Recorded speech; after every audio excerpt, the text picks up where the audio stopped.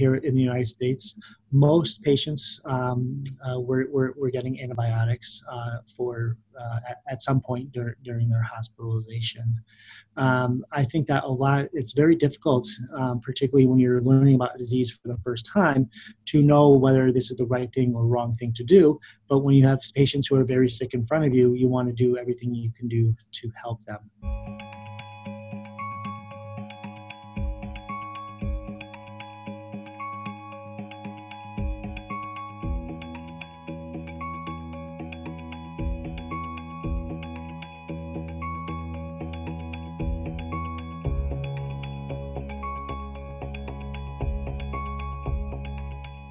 What the NIH guidelines would tell us is that in patients who come in for their original presentation to the hospital with concern for COVID-19 or proven COVID-19, if there is suspicion for sepsis or bacterial co-infection at that time, that antibiotics should be started on those patients.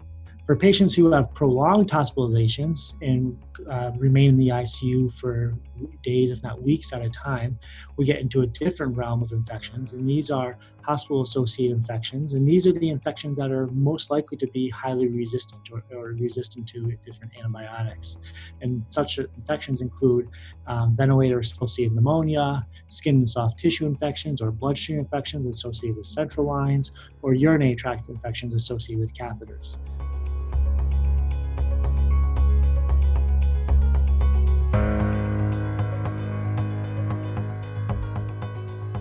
The opportunity to learn about this disease was quite short, so we were really relying on our known pathophysiology and complications of other viral infections. And particularly, we were relying on the experiences dating back to 1918 with influenza. And what we know about influenza is that there's a high rate of bacterial co-infection, particularly Staph aureus and Streptococcus, and that many of the patients who had influenza died from bacterial co-infection.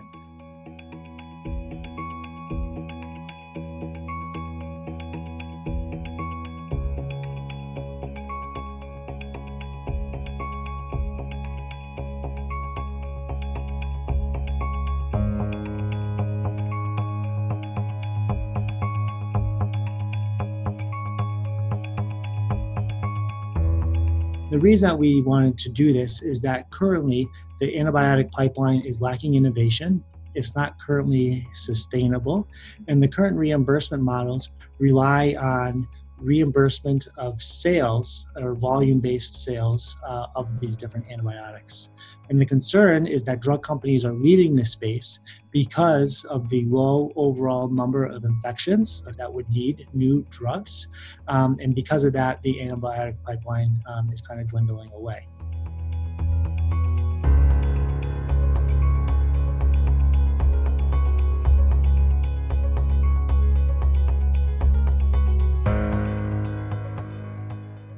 The main conclusion of our study is that the current volume-based sales revenue strategies that are used to sustain the antibiotic market are not sustainable, and that we're going to have to come up with innovative ways to reinvigorate the antibiotic pipeline.